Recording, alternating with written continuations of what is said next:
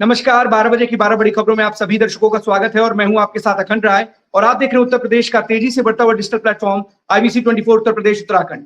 12 बजे की महत्वपूर्ण खबरों की शुरुआत करते हैं। आपको बता दें कि योगी कैबिनेट की आज बैठक है और योगी कैबिनेट की बैठक में कई महत्वपूर्ण फैसलों पर मुहर लग सकती है। लेकिन जो सबसे बड़ी खबर है वो खबर ये है कि जो बेसिक शिक्षा परिषद के जो शिक्षक हैं, जो शिक्षा मित्र हैं, अनुदेशक हैं, उनकी सैलरी को लेकर के आज प्रस्ताव पारित हो सकता है। आपको बता दें कि अभी तक शिक्षा मित्रों को 10,000 रुपए मिल रहे थे, जिनको अब 18,000 रुपए मिलेंगे। वही अनुदेशकों को जहां 9,000 मिल रहे थे, उनको 17,000 रुपए इसी अप्रैल से मिलेंगे। इसको लेकर के आज योगी सरकार की अहम कैबिनेट की बैठक में यह प्रस्ताव पारित हो सकता है। आपको बता दें, सीएम योगी की अध्यक्षता में मीटिंग है, जिसमें डिप्टी सीएम ब्रजेश पाठक पहुंचे हुए, तमाम कैबिनेट के अन्य सहयोगी भी पहुंचे हुए हैं।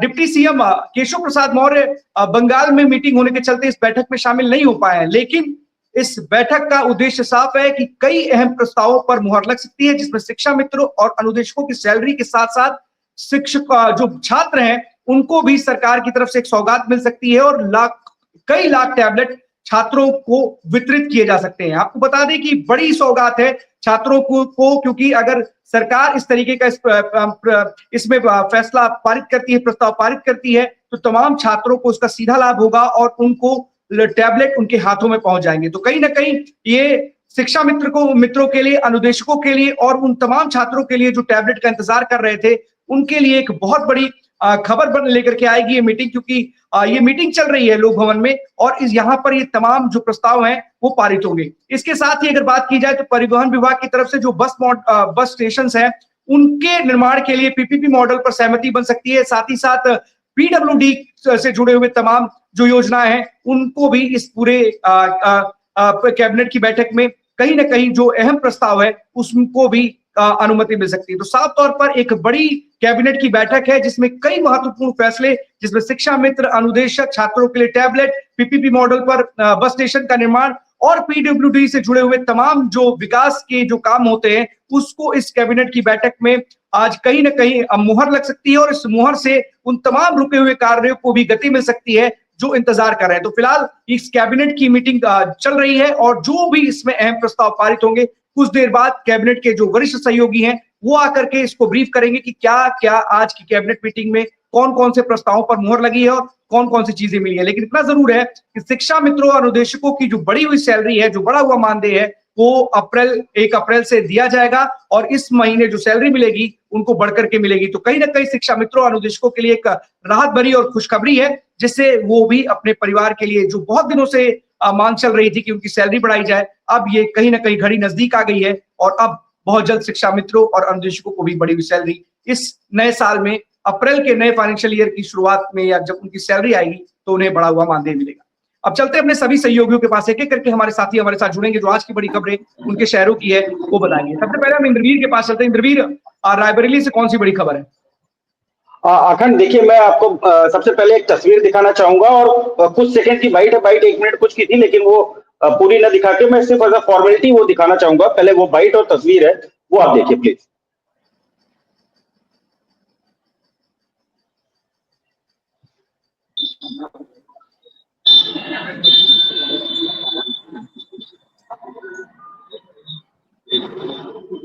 खबर को ब्रीफ कर लीजिए इंद्रवीर, तब तक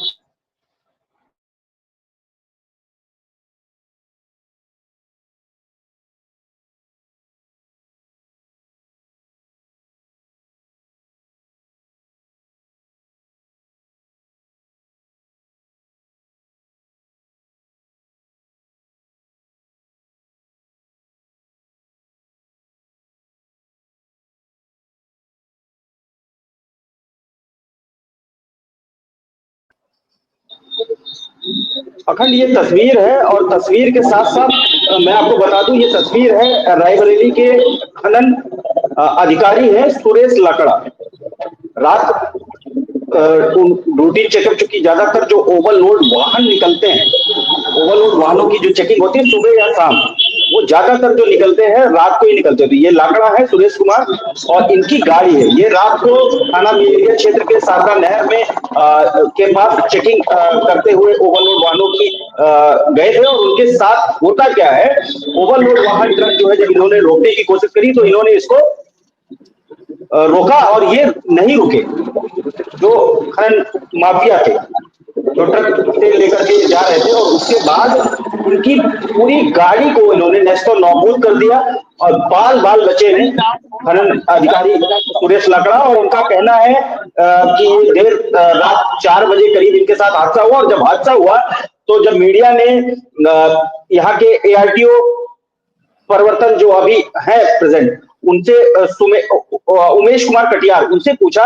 तो एडीएम प्रशासन ने, सूत्रों के हवाले से जो खबर है, एडीएम प्रशासन ने जब इस पूरे मामले का संज्ञान लिया सुबह होते ही 6 बजे, और उन्होंने एआरटीओ से परिवर्तन से पूछा कि आखिर ये सब आपके होते हुए क्यों चल रहा है। इसके पहले एआरटीओ परिवर्तन जो उमेश कुमार कटियार है, अभी 2 दिन पहले एक ठीक ठाक न्यूज चैनल में खबर चल रही थी कि अब वो ओवरलोड वाहनों से वसूली करते नजर आ रहे हैं, और टोल टैक्स के इर्द गिर्द जो भी ओवरलोड वाहन होते हैं वहां पे जो है वसूली करते नजर आ रहे हैं। और इन वसूली का मेन जो अब, क्योंकि इससे पहले भी हमने आपके साथ में आपने देखा कि पूर्व में जो कप्तान रहे डॉक्टर जसबीर सिंह और एसटीएफ उत्तर प्रदेश के द्वारा रायबरेली, फतेहपुर और उन्नाव, ऐसे तमाम हमीरपुर, ऐसे तमाम सारे जिले रहे जिसमें अखंड मुकदमा पंजीकृत हुआ, अधिकारियों के खिलाफ मुकदमा नामजद किया गया, और उसमें रायबरेली के एआरटीओ परिवर्तन अंबुज कुमार, पीटीओ रेहाना बानो, ऐसे तमाम सारे लोग ओवरलोड वाहनों से जो वसूली करते थे, दलाल, ऐसे तमाम सारे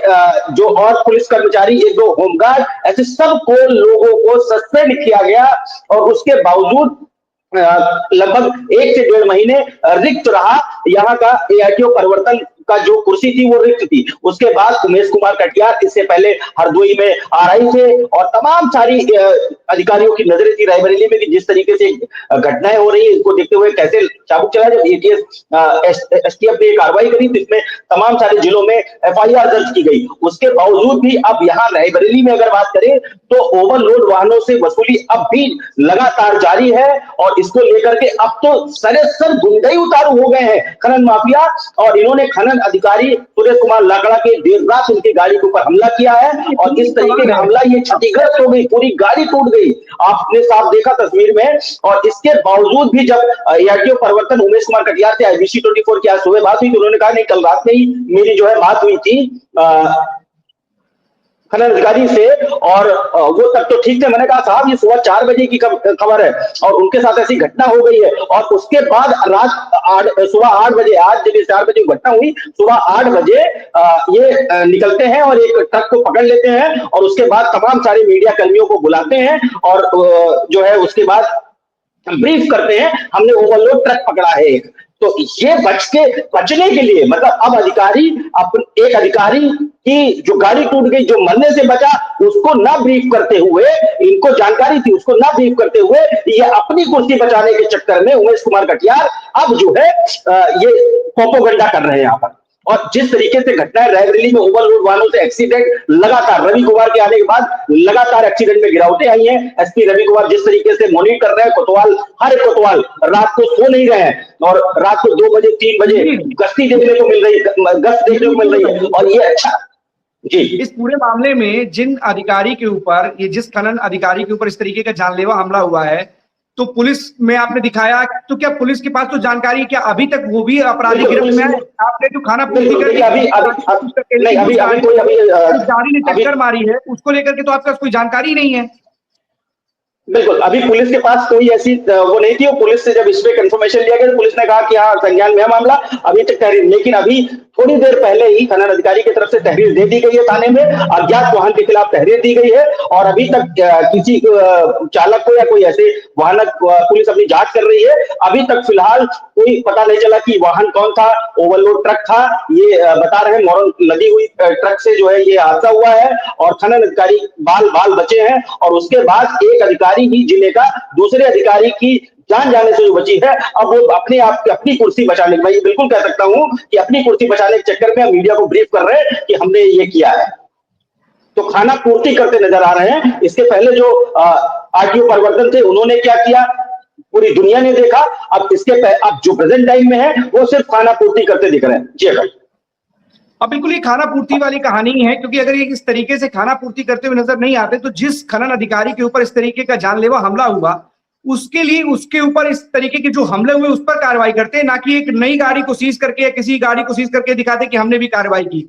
फिलहाल ऐसे मामलों में कहीं ना कहीं जो लापरवाही होती है वो जिंदगी पर भारी पड़ती है उन अधिकारियों की जो अपनी जान जोखिम में डाल करके ऐसे माफियाओं के खिलाफ, खनन माफियाओं के खिलाफ कहीं ना कहीं एक अभियान चलाते हैं उनको पकड़ने के लिए। लेकिन किस तरीके से हौसले बुलंद है कि अधिकारी के ऊपर ही जानलेवा हमला होता है। और सबसे बड़ी बात है कि अभी तक जिस गाड़ी ने इस तरीके की इस पूरी घटना को अंजाम दिया या जिसने भी इस तरीके का जानलेवा हमला किया वो अभी भी गिरफ्त से बाहर है। तो अपने आप में सवाल खड़ा है कि आखिरकार इतने हौसले कैसे बुलंद हो जा रहे हैं खनन माफियाओं के कि खनन अधिकारियों पर ही जानलेवा हमला कर दे रहे हैं। फिलहाल इस पूरी खबर पर नजर जरूर बनाए रखिएगा इंद्रवीर, और जो भी अपडेट आएगा दीजिएगा। लेकिन सबसे बड़ा सवाल उन एआरटीओ से भी पूछिएगा कि आखिरकार आपके ही विभाग के एक बड़े अधिकारी के ऊपर इस तरीके से हमला होता है, अभी तक आपने इस पर किस तरीके की कार्रवाई की है।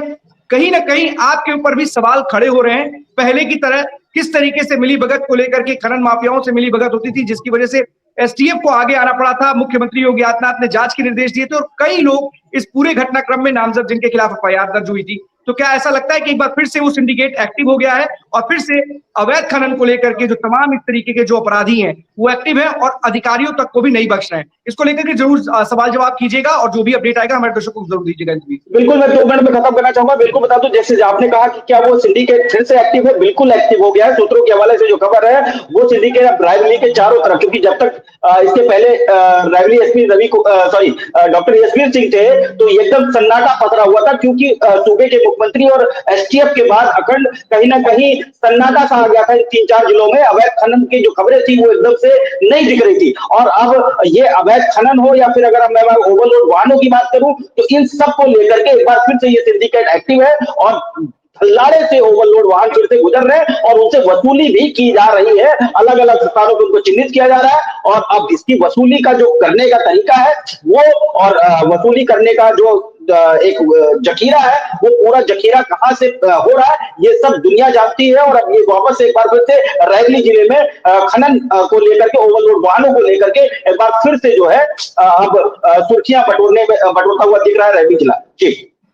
बिल्कुल इंद्रवीर, नजर बनाए रखिएगा जो अपडेट आएगा, क्योंकि इस तरीके की घटनाएं लगातार अगर बढ़ेंगी तो सवाल एक बार फिर से खड़े हो जाएंगे कि क्या फायदा मुख्यमंत्री के आदेशों और निर्देशों का, क्या फायदा उस कार्रवाई का जिसमें तमाम बड़े अधिकारियों के खिलाफ कार्रवाई की गई। अगर फिर से वो सिंडिकेट एक्टिव है तो सवाल खड़े होंगे और सवाल ऐसे खड़े होंगे कि आपकी कार्रवाई पर भी सवाल उठने लगेंगे। बहुत बहुत धन्यवाद आपका इंद्रवीर तमाम जानकारी के लिए। आदर्श के पास चलते हैं। आदर्श हरदोई से हमारे साथ बने हुए। आदर्श, कौन सी बड़ी खबर है?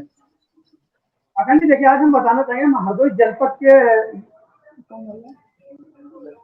लक्ष्मीपुर वार्ड नंबर 8 में खड़े हैं। यहाँ पर बिजली विभाग की खामियाजों का जो है यहाँ की पब्लिक को झेलना पड़ रहा है। बिजली विभाग की आज अगर हम बात करते हैं, आज ये जो महिला हमारे पास में खड़ी है, आप देख सकते हैं, इन्होंने हमारा फोन किया कि इनके घर में जो बिजली का कनेक्शन है उस बिजली के कनेक्शन में हर महीने ये बिजली का बिल अदा कर देती है। उसके बावजूद इनके पास बकाया लिखा जाता है। और सबसे बड़ी बात तो यहाँ पर ये देखने को मिले कि जो बिजली विभाग के कर्मचारी यहाँ पर जो महिला गई थी उन्होंने इनको सीधे एसडीएम के पास जाने को बोला। पहले आप उनके पास एसडीएम के पास जाइए और बिजली का बिल सही करवाइए। मैं बिजली विभाग से जानना चाहता हूँ कि आप बिजली विभाग के सबसे बड़े अधिकारी हैं, या तो सबसे बड़े एसडीओ होते हैं या एक्सचेंज होते हैं या जेई होता है या एसी होता है, क्या उनके पास आप नहीं तो दे सकते? आप सीधे एसडीएम के पास भेजेंगे, आप क्या करेंगे? आप इसलिए यहाँ पर हैं। तो यहाँ पर कहीं ना कहीं पर एक दर्द भी है। यहाँ महिला ने आरोप लगाया है उन बिजली अधिकारियों पर कि जो यहाँ पर आते हैं बिजली को लेकर, जब बिजली यहाँ पर रीडिंग दी गई तो इनसे ये कहा गया कि आप पहले से जाइए यहाँ पर अपना बिजली का बिल सही करवाइए, उसके बाद में हम 4 दिन का कनेक्शन भी कर चुका है। हमारे साथ महिला खड़ी है, क्या है पूरा मामला, क्या नाम है? क्या नाम है आपका? हमारा नाम है सीमा शुक्ला और हमारा नाम है सीमा शुक्ला। आप कहाँ रहती हो? हम यहाँ लक्ष्मीपुरवा में। क्या है समस्या? समस्या ये है कि आज 4 दिन हो गए हैं, लाइट नहीं आई है। बिल बराबर जमा करते हैं, कोई बिल नहीं हम तोड़ते हैं, सभी रसीदें मेरे पास हैं, फिर भी हमारी बिजली नहीं घर को आई। हम बहुत परेशान हैं, बिजली से सब काम होता है, न पानी है न मेरे पास लाइट है। मेरे बच्चा भी बहुत परेशान है। अब कह रहे सीएम के पास जाओ। हम बताओ, हमें तो पढ़े लिखे है नहीं, हम कैसे सीएम के पास पहुंच पाएंगे? आप उनसे ये नहीं पूछा कि एसडीएम बड़ा हो, एसडीएम तो बाद में जाएंगे, पहले नीचे पावदान से करेंगे या फिर एसडीएम से मिलेंगे जाके? हाँ, तो आपको सीधे बिजली विभाग से बात करनी है। ये कहना चाहिए कि हमें यहाँ से मिलना है तो एसडीएम से आप कैसे चले जाए? हम कैसे चले जाए, हमें तो मालूम भी नहीं एसडीएम कहाँ है। कनेक्शन कब कितने दिन हुआ कटे? 4 दिन हुए, झूठ नहीं कहते बोले। आपका बिल परमानेंट जमा है? परमानेंट जमा है। तो अगर ये सबसे बड़ी यहाँ पर समस्या है, हमारे साथ ये महिला खड़ी है काफी अरे पीड़ित है और आदर्श, एक इन्होंने सवाल ये पूछिए इनसे कि इनका प्रीपेड मीटर है, स्मार्ट मीटर है या पोस्टपेड मीटर है, क्या इनका मीटर? हाँ बोलो कौन सा मीटर? स्मार्ट है।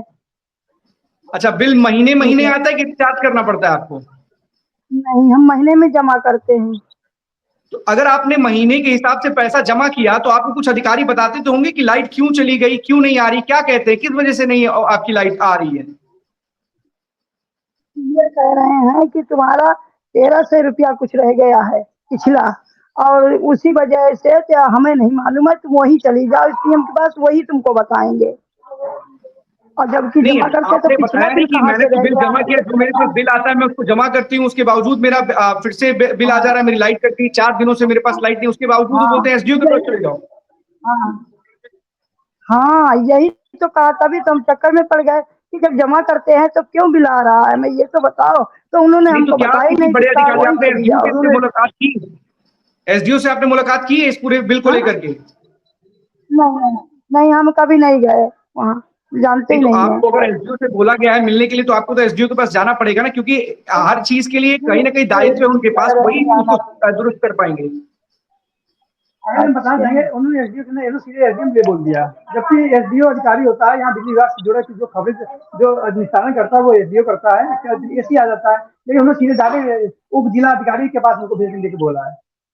हाँ तो जिसने भी बोला है तो गलत जानकारी दी है, पहले तो आप उनको बोलिए, लेकिन पहले अपनी जो बिजली की जो समस्या है आपकी है उससे जुड़ी हुई है, तो आप एसडीओ के पास जाइए, अगर एसडीओ कार्रवाई नहीं करता है तब आप जाकर के किसी बड़े अधिकारी के पास जाइए। लेकिन सवाल यही है, और ये बिल्कुल इनका ही है, और ये कई ऐसे लोगों की समस्या बनी हुई इस समय उत्तर प्रदेश में, जिनके बिल जमा होने के बाद भी उनके घरों की बिजली कहीं ना कहीं कट जाती थी, जिसको लेकर के केंद्र सरकार ने भी बोला है, प्रीपेड मीटर को लेकर के कई जगह बवाल हुआ, जिसके बाद स्पष्ट हो गया है कि बिना उपभोक्ता की सहमति के अब प्रीपेड मीटर नहीं इंस्टॉल किए जाएंगे। लेकिन सबसे बड़ी बात है कि अगर एक महिला लगातार चक्कर काट रही दफ्तर की, जैसा वो बता रही हैं, और उसके बावजूद 4 दिन बीत गए, अगर उनके घर की बिजली नहीं आई है, तो उन जिम्मेदार अधिकारियों को कम से कम सोचना चाहिए कि इस तरीके की अगर अव्यवस्था फैलेगी कि एक लोग इंतजार करेंगे अपने घर के बिजली जुड़ने का, इस दर से दूसरे दर तक केवल और केवल चक्कर काटेंगे, तो उनकी घर की बिजली कैसे जुड़ेगी? कोई ना कोई एक पैमाना जरूर बनाना चाहिए। और आदर्श, अगर हो सके तो आप वहां पर एसडीओ से बात कीजिएगा, और जिस कर्मचारी ने एसडीओ की जगह एसडीएम की बात कही है कि एसडीएम से जाके मिल लीजिए, उसका जरा उससे भी बात कीजिएगा कि आखिरकार आपको तो एसडीओ को बताना चाहिए था, तो आप एसडीएम की बात क्यों कर रहे थे? क्योंकि महिला को गुमराह करेंगे तो क्या उनकी बिजली जुड़ जाएगी क्या? इसको लेकर के जरूर सवाल कीजिएगा। अगर हो सके तो एसडीओ से क्या आपने एसडीओ से या किसी बड़े अधिकारी से बात की इस पूरे मामले को लेकर के? ये हमारे सामने अभी अभी आज ही मामला सामने आया है, हम एसडीओ से बात भी करेंगे कि इस मामले को लेकर। लेकिन सबसे बड़ी बात तो ये है कि यहाँ की जो बिजली विभाग के अधिकारी है गुमराह करने का प्रयास जरूर कर रहे हैं।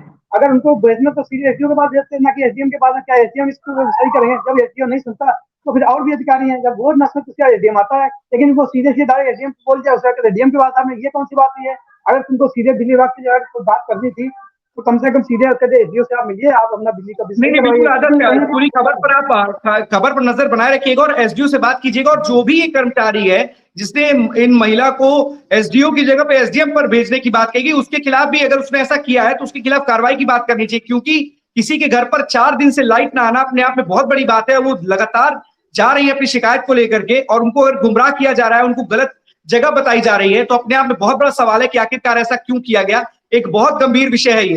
तो तमाम इस तरीके की चीजें लगातार उठ रही हैं आदर्श, ये बिजली बिल को लेकर के, तो इस पर जरूर बात कीजिएगा, ठीक है? और अगर हो सकेगा तो आप इस पर रिपोर्ट कीजिएगा।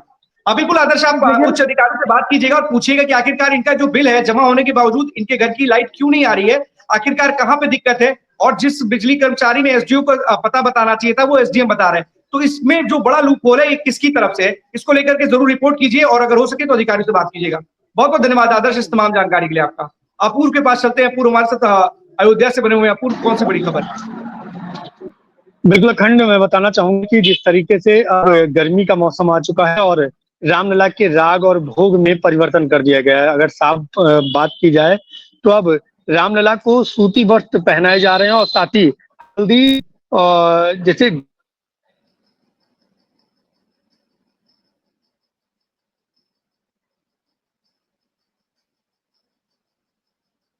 नए नए परिवर्तन करता रहता है। हालांकि श्री राम जन्मभूमि तीर्थ क्षेत्र ट्रस्ट के जो सदस्य हैं अनिल मिश्रा, उनकी तरफ से बाकायदा बयान दिया गया है कि निरंतर जब कोई त्योहार होते हैं, जब कोई उत्सव होते हैं, तो उस हिसाब से रामलला को निरंतर हर कुछ चेंज करके सेवन किया जाता है, उनको भोग लगाया जाता है। लेकिन इस समय गर्मी का मौसम आ चुका है और उनके पहनावे से लेकर अगर खिलाने तक की बात की जाए तो उसमें भी परिवर्तन किया गया है।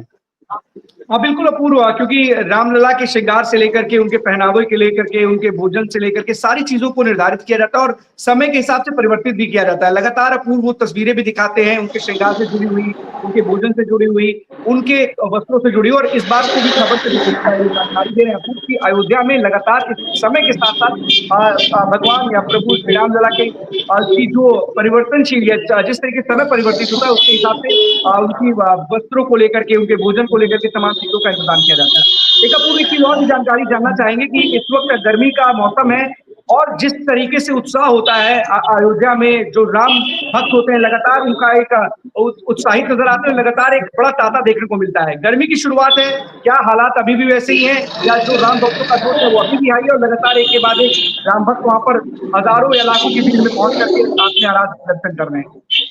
बिल्कुल अखंड, मैं बताना चाहूंगा कि लगातार जो श्रद्धालुओं की जो संख्या, जो प्रतिदिन की संख्या है 70 से 80 हजार 1 लाख की, वो टारगेट कभी खत्म नहीं होने वाला।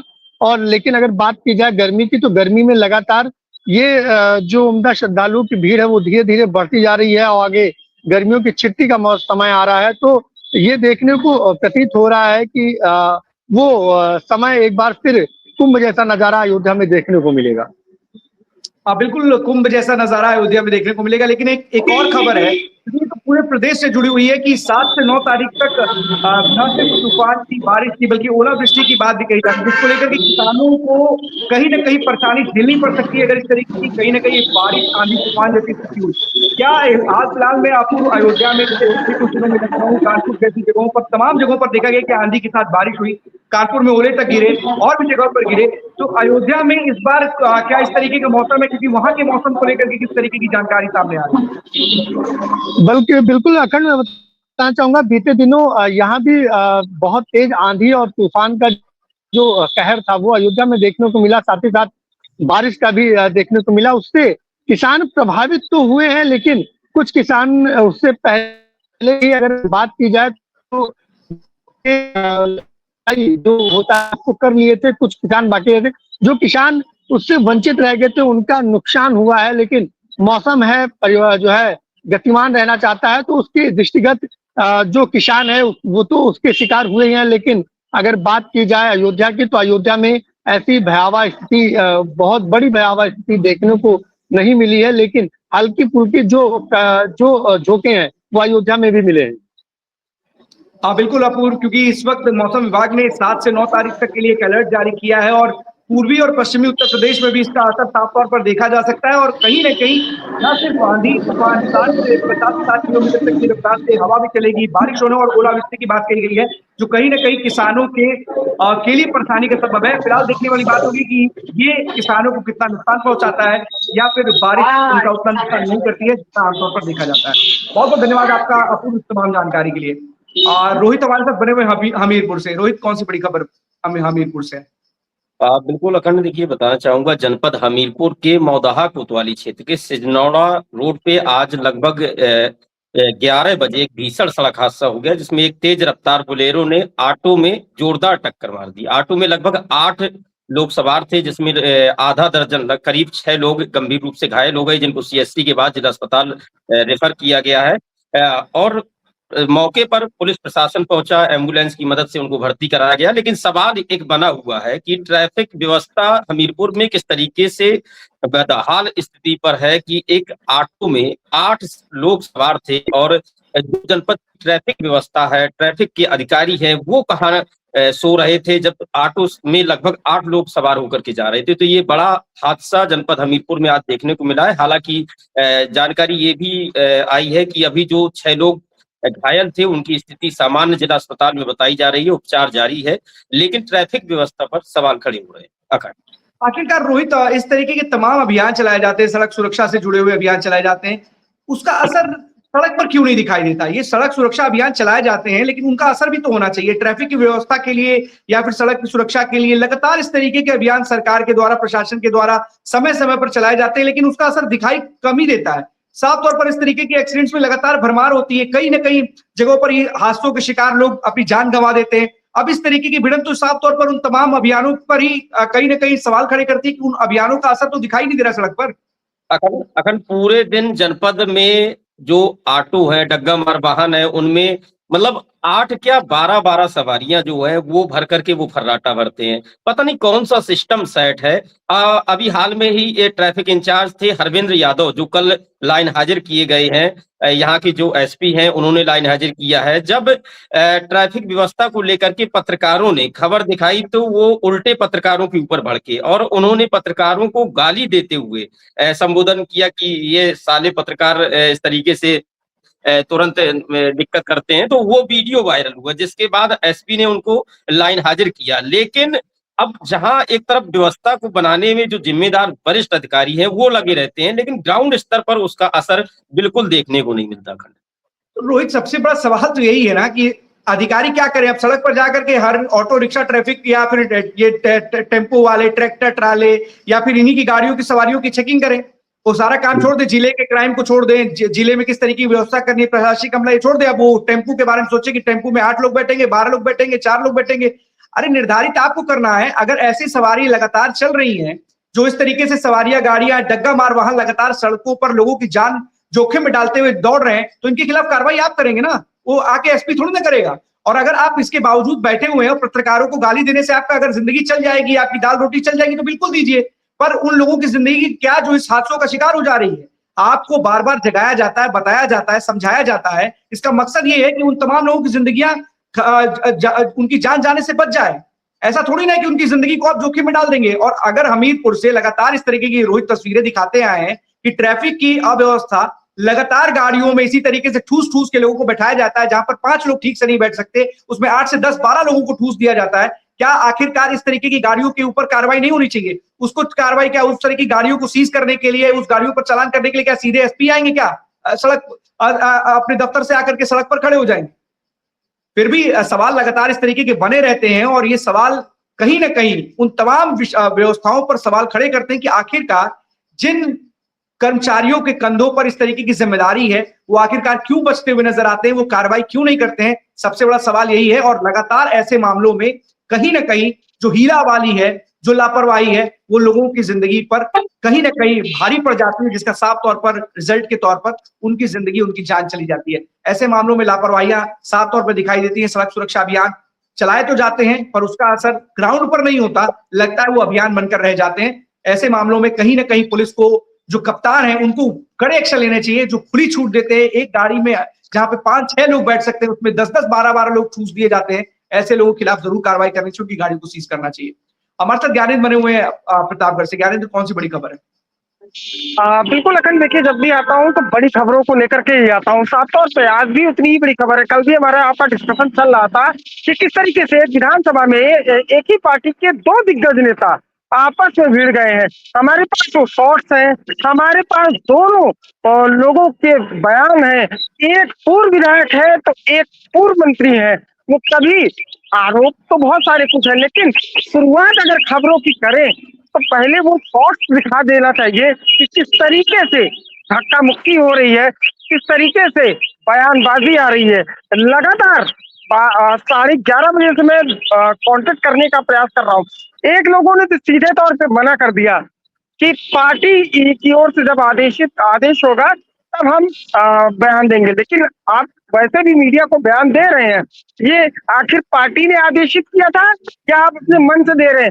ये उनके ऊपर सवाल निशान खड़े होते हैं। पहले उनका नाम है सीमाकांत ओझा, पूर्व मंत्री, सपा कार्यकाल में मंत्री रहे और अभी प्रेजेंट टाइम में जैसे ही 17 में सरकार चेंज हुई, 2019 में भाजपा का दामन थाम लिया, फिर उसके बाद टिकट की दावेदारी की ओखने लगे। और दूसरे हैं 2017 में विधायक बने, युवा मोर्चा से जुड़े रहे, आरएसएस से जुड़े हुए हैं, पूर्व विधायक धीरज ओझा। इनका नाम काफी विख्यात है, ये कहे जाते हैं दिग्गज विधायकों के रूप में। तो साफ तौर पे दोनों लोगों से हमने कांटेक्ट करने का प्रयास किया, लेकिन दोनों लोग अब लाइव क्या छोड़िए, सामने तक आने को तैयार नहीं हुए। ये साफ तौर पे दर्शाता है कि रानीगंज विधानसभा, 7 विधानसभाओं में रानीगंज विधानसभा इस समय सबसे रेड लिस्टेड एरिया में आ रही है। हमारे पास बयान है, बयान सुनवा देते हैं, पहले झड़प दिखा देते हैं कि किस तरीके से झड़प हुई है, फिर उसके बाद आरोप प्रत्यारोप का दौर शुरू हो गया है। आप वो बयान सुन लीजिए।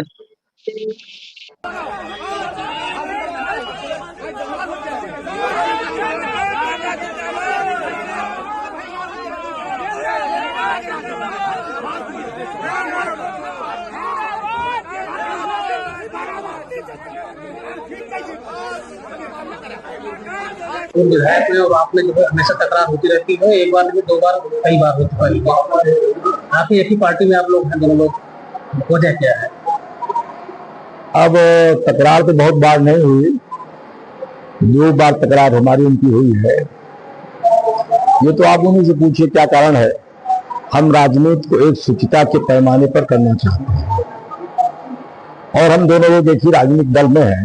मेरी अपनी मान्यता है, दल के हित में उनको भी काम करना चाहिए, हमको भी काम करना चाहिए। और आप सब मीडिया के मित्र बैठे हो, आज तक एक भी शब्द मैंने उनके बारे में कहा हो जो असल संधि हो, मुझको आप बता दीजिए।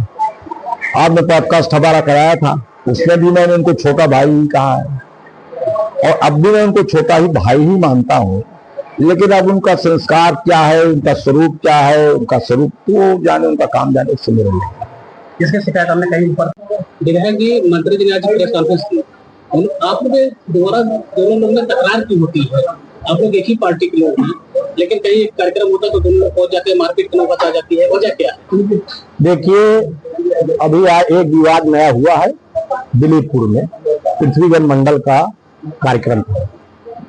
सबसे पहले वो प्रशिक्षण जो पत्रक आता है प्रदेश से, मैं आपसे कहना चाहता हूँ, उसमें पत्रक जो आता है, जो हम लोग की मीटिंग है, उसमें कहा जाता है जीते हारे विधायक को रहना है, हर कार्यक्रम उन्हें कराना है। डायरेक्ट पार्टी सर्कुलर दायर करती है, समझे आप। एक तो मामला यह है, चाहे वो हमारा प्रत्याशी जीता हो चाहे हारा हो, वो कार्यक्रम देखेगा। जिला अध्यक्ष ने कहा कि चारों मंडल जो है आपको कार्यक्रम कराना है। मंडल अध्यक्षों से मेरी बात हुई, पूरा कार्यक्रम जो है चारों मंडलों, पूरी व्यवस्था 15 दिन समय लगा था, सब जानते हैं। बैठक भी मैं गया था और यहाँ के जितने हमारे जिला पदाधिकारी सब लगे थे, हाँ हम ही बैठक ले रहे थे। और मंडल अध्यक्षों से मेरी बैठक कही इस बार तो क्या व्यवस्था है वहां पर हुई। मैंने भव्य पैलेस किया वहां पर, सब बता रहा हूँ, भव्य पैलेस मैंने करवाया, जाके विनय तिवारी से मैंने बात किया जो उसके ओनर है, ये लोग नहीं क्या, हमने हलवाई की बात किया। बिल्कुल आप समझ गए। पहला बयान था वो पूर्व मंत्री शिवाकांत ओझा, जो कि साफ तौर पे काफी बड़े दिग्गज नेता कहे जाते हैं, लेकिन ये भी कहे जाते हैं कि पल में वो पार्टी भी बदल लेते हैं। बसपा रही हो बसपा में रहे हैं, सपा रही हो सपा में रहे हैं, भाजपा रही हो भाजपा में रहे हैं। और साफ तौर पे ये दर्शाता है कि ये हर जगह इनका ये कहा जाता है कि मौके दस्तूर पे ये जगह बदल लेते हैं। लेकिन दूसरा बयान था धीरज ओझा, ये वही पूर्व विधायक है जिनका कुर्ता फाड़ विधायक के नाम से जाने जाते हैं, कि जो प्रतापगढ़ के जिला अधिकारी आवास के अंदर इन्होंने एक जिद के कारण वहां पे साफ तौर पे एक जिला अधिकारी से भिड़ गए थे, एक IPS से भिड़ गए थे। ये इसकी पुष्टि तो नहीं करता हूँ। ये कहा जाता है कि 2022 का चुनाव हारने का कारण भी IAS और IPS से भिड़ने का कारण था। तो ये देखिए साफ तौर पे, अब मैं आपको पूरी घटनाक्रम बता देता हूँ। बीते शुक्रवार से शनिवार के बीच में एक कार्यक्रम आयोजित किया गया था, पंडित दीनदयाल के संगोष्ठी के कार्यक्रम आयोजित किया गया था दिलीपपुर थाना अंतर्गत एक मैरिज हॉल में।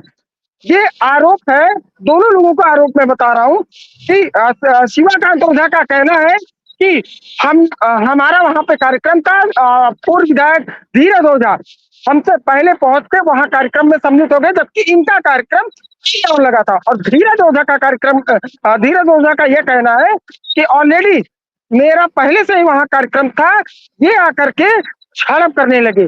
बातें तो यहाँ तक आई, क्योंकि मारपीट का वीडियो तो नहीं है तो इसकी मैं पुष्टि नहीं करता हूँ, लेकिन चर्चाएं तो यहाँ तक हुई कि शिवाकांत ओझा के सुपुत्र सुधांशु ओझा जो कि पूर्व ब्लॉक प्रमुख है गौरा से, उनसे मारपीट तक हुई है और धीरज ओझा के साथ भी मारपीट हुई है। वीडियो नहीं है तो पुष्टि नहीं करते हैं, लेकिन फिर उसके बाद और थोड़ा सा और पीछे चलते हैं तो SIR का कार्यक्रम चल रहा था। तो इससे पहले भी शिवाकांत ओझा ने आरोप लगाया था कि धीरज ओझा के गुर्गों ने साफ तौर पे जो एप्लीकेशन थाने में दी गई थी, धीरज ओझा के गुर्गों ने उनके ऊपर फायरिंग, मारपीट, गाड़ी तोड़ने से लेकर के अन्य चीजों पर लूट तक का उन्होंने एप्लीकेशन दिया था। ज्ञानेंद्र, एक सवाल ये है कि आखिरकार ये बार बार झड़प हो रही है दोनों नेताओं के बीच में, एक पूर्व विधायक है, एक पूर्व मंत्री हैं, दोनों एक ही पार्टी एक दल में हैं, और जैसा कि आपने बताया कि मौसम की तरह पूर्व मंत्री जो शिवाकांत ओझा जी हैं वो बदल जाते हैं, जैसे मौसम बदलता है पल भर में, कभी ठंडा है, कभी गर्म है, कभी बरसात है, वैसे उनकी पार्टी भी उसी तरीके से पल भर में बदल जाती है। विधायक ओझा को भी हमने सुना किस तरीके से, वो भी बता रहे कि उनको पार्टी ने एक दायित्व दिया था, उसको पूरा करा रहे हैं। उसके लिए उन्होंने पैलेस के ओनर से, वैभव पैलेस था उसके ओनर से बात की, हलवाई से बात की, तमाम मंडल अध्यक्षों से उन्होंने बात की। सवाल ये है कि क्या 2027 के चुनाव को लेकर के ये झड़प हो रही है? क्या दोनों एक ही विधानसभा सीट से क्या टिकट के दावेदार हैं, या फिर अपने बच्चे, अपने किसी का कोई बेटा लड़ना चाहता है? आखिरकार वजह क्या है इस झड़प का? ये भी बहुत बड़ा सवाल है कि आखिरकार दोनों एक ही दल के हैं, ऐसा भी नहीं कोई विपक्षी दल का नेता है, एक ही दल के नेता हैं, मौसम की तरह बदलने वाले भी एक नेता है, और साथ ही साथ 2017 के चुनाव में जीत हासिल करने वाले भी नेता है। तो आखिरकार इसके पीछे क्या 2027 का विधानसभा चुनाव है जिसमें टिकट की दावेदारी मुख्य वजह है, या फिर कोई और वजह है? बिल्कुल, देखिए 2012 से 2017 तक पूर्व मंत्री शिवाकांत ओझा रानीगंज से ही विधायक रहे हैं, रानीगंज से ही वो चुनाव लड़ते हैं, और 2017 में भी उन्होंने रानीगंज से ही दावेदारी ठोकी भी थी, लड़ा भी था। साफ तौर पे हार मिली थी धीरज ओझा काफी भारी मतों से, क्योंकि 2017 में भारतीय जनता पार्टी की लहर सी आई थी, और 7 विधानसभा में 4 विधानसभा भारतीय जनता पार्टी का कब्जा था, बोलबाला था, तूती बोल रही थी। और साफ तौर पे धीरज ओझा भी 2022 में वहां से दावेदारी ठोके थे, मित्र 2200 के आसपास से वो चुनाव हार गए थे। और एक ही दोनों लोग एक ही पार्टी में, कहा जाता है भारतीय जनता पार्टी एक अनुशासनहीनता नहीं बर्दाश्त करती है, शासन में रहने को कहते हैं, अपने आप को कहीं भी बिगड़ैल बोल और अभद्रता नहीं की जाती है। लेकिन इस तरीके से दोनों में झड़प देखी जा रही है, बयानबाजी। इससे पहले भी, इस झड़प से पहले शिवाकांत ओझा ने साफ तौर पर धीरज ओझा को कहा था कि वो कौन से ओझा है, ये पहले वो बताए, और फिर उसके बाद धीरज ओझा ने पलटवार किया था। तो देखिए, लगातार सोशल मीडिया पे इन लोगों की झड़प चल रही है, दावेदारी ठोकी गई है कि हम चुनाव लड़ेंगे। नगर पंचायत का चुनाव हुआ था, नगर पंचायत में भी देखा गया था कि दोनों लोग अलग अलग तरीके से प्रचार कर रहे थे। तो साफ तौर पे स्पष्ट है कि किस तरीके से धीरज ओझा और साफ तौर पे पूर्व विधायक धीरज ओझा, शिवाकांत ओझा किस तरीके से लड़ रहे हैं, ये जग जाहिर है। और 27 का चुनाव, उंगली की जितनी उंगलियां हैं, 1-2 उंगली बढ़ा दे, 6 से 7 महीने तक ये चुनाव की तारीखों का एक तरीके से ऐलान भी हो जाना फिक्स है। तो साफ तौर पे ये दर्शा रहा है कि टिकट के दावेदारी को लेकर के इन दोनों लोगों में सिर्फ झड़पें हो रही हैं। अब पाता कौन है, इस दौड़ में आगे कौन निकलता है, इस रेस में फर्स्ट कौन आता है, ये तो देखने वाली बात रहेगी। क्या बीजेपी उन्हीं दोनों लोगों में से किसी देगी, या जिस तरीके से प्रतापगढ़ में आखिरी मूवमेंट पे आधे घंटे के अंदर सदर विधायक राजेंद्र मौर्य को आधे घंटे के अंदर टिकट दी गए थे, क्या वैसे ही कोई किसी और को आधे घंटे के अंदर चेस करेंगे? ये बहुत बड़ी चीज होगी, और खास तौर पे ये भी देखने वाली बात होगी कि होगा तो कि एक जिद्दी विधायक और पूर्व विधायक दोनों कहे जाते हैं, और शिवाकांत ओझा एक दिग्गज नेता कहे जाते हैं, और ये भी कह सकते हैं कि वो भी जिद पे ही अड़े पड़े हैं।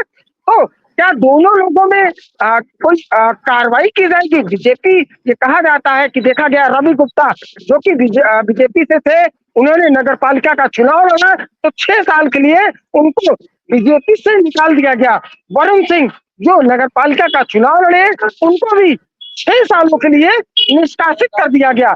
और लेकिन ये दोनों लोग आपस में ही भिड़ रहे हैं, क्या इनके ऊपर भी बीजेपी के लोग कार्रवाई करेंगे? क्या प्रदेश अध्यक्ष, राष्ट्रीय अध्यक्ष इस मामले में कोई कठोर कार्रवाई करेगा? साफ तौर पे ये दर्शाता है कि किस तरीके से कार्रवाई की जाती है, लेकिन अभी तक कोई कार्रवाई नहीं की गई है। और आने वाला वक्त ये बताएगा कि जो इन लोगों की बयानबाजी, और ये भी कह दे रहा हूँ, आज मैं कह के जा रहा हूँ कि आने वाले वक्त में इन दोनों लोगों में अब काफी भारी झड़प देखी जा सकती है। तो इसमें शासन और प्रशासन, साथ में बीजेपी को भी एक बड़ा कठोर कार्रवाई करना चाहिए। हाँ बिल्कुल ज्ञानेंद्र, देखिए ये कहीं ना कहीं एक टिकट की दावेदारी के लिए झड़पें साफ तौर पर दिखाई देती हैं, लेकिन सबसे बड़ा सवाल यही है कि आखिरकार बीजेपी जैसी पार्टी जहां पर अनुशासित रहना और अनुशासनहीनता को बर्दाश्त ना करने की कहीं ना कहीं कसम खिलाई जाती है और खाई जाती है। साफ तौर पर अब देखने वाली बात होगी कि दो बड़े दिग्गज नेता, क्योंकि भले ही पूर्व मंत्री रहे हो समाजवादी पार्टी में, लेकिन जो बीजेपी के जो विधायक थे, पूर्व विधायक, वो भी कहीं ना कहीं दिग्गज नेता है। अब इन दोनों दिग्गज नेताओं के बीच में जो आपसी मतभेद है उसको कैसे दूर करती है बीजेपी, या फिर इसका कोई दूसरा निष्कर्ष निकालते हुए इन दोनों को शांत कराती है, ये भी देखने वाली बात होगी। लेकिन एक बड़ी टेढ़ी खीर साबित जरूर होगा ज्ञानेंद्र, इतना आसान नहीं है, क्योंकि दोनों नेता अपने दायित्व और अपनी दावेदारी को पेश करते हुए नजर आ रहे हैं और अभी तक 2 बार उनके बीच में झड़प हो चुकी है।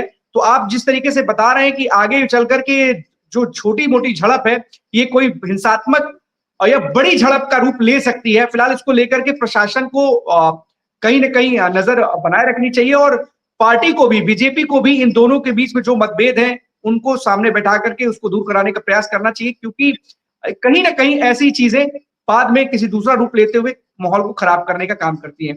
अपनी बात को संक्षेप में कहिए ज्ञानेंद्र।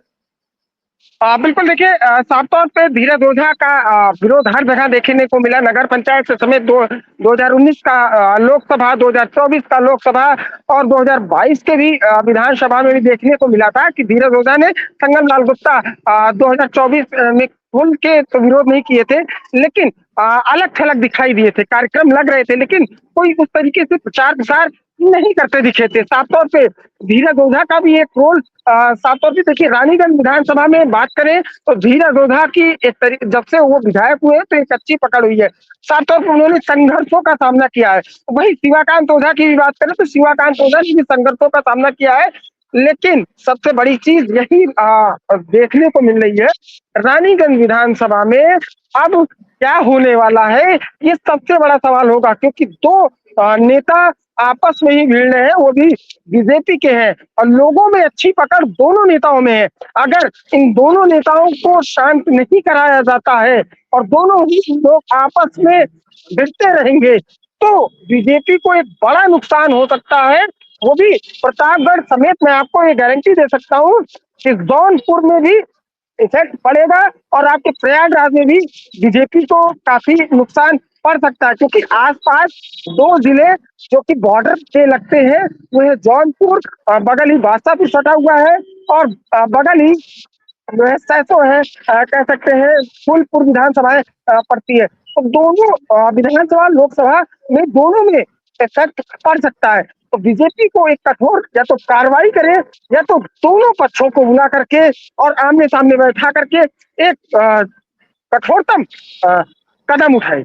अखंड बिल्कुल जरूरी है ज्ञानेंद्र, अगर ऐसा कदम नहीं उठाती तो आने वाले समय में जो टकरार है, जो कहीं ना कहीं एक जो झड़प है, ये बड़ा हिंसा का रूप ले सकती है। तो कहीं ना कहीं बीजेपी को सबसे पहले इन दोनों नेताओं को आप सामने बैठाना चाहिए और एक दूसरे के से बात करनी चाहिए और जो भी आपस में जो इन लोगों के बीच में असहमति है उसको लेकर के जरूर बात करनी चाहिए, क्योंकि कहीं ना कहीं पार्टी का मामला है, लेकिन पार्टी को इस मामले में बीच बचाव नहीं बल्कि आकर के इन दोनों के बीच में सुलह समझौता कराना चाहिए, क्योंकि इससे उस इलाके की माहौल खराब होने की स्थिति होती है। क्योंकि जब 2 पार्टी के नेता एक ही पार्टी के हों और आपस में इस तरीके का टकराव की स्थिति जब पैदा होगी तो माहौल खराब होने की स्थिति बहुत ज्यादा है। फिलहाल नजर बनाए रखिएगा, कोई भी अपडेट आता है हमारे दर्शकों को जरूर दीजिएगा। ज्ञानेंद्र, आपको बता दें कि योगी कैबिनेट की बैठक में 22 प्रस्तावों को मंजूरी मिल चुकी है और इसमें जो बात कही जा रही थी कि शिक्षा मित्रों अनुदेशकों को बढ़े हुए मानदेय के हिसाब से अब शिक्षा मित्र करीब जो 18,000 पाएंगे, वही अनुदेशक अब 17,000 उनको 1 मई से मिलना शुरू हो जाएगा। ये प्रस्ताव पास हो गया है। करीब 1,42,229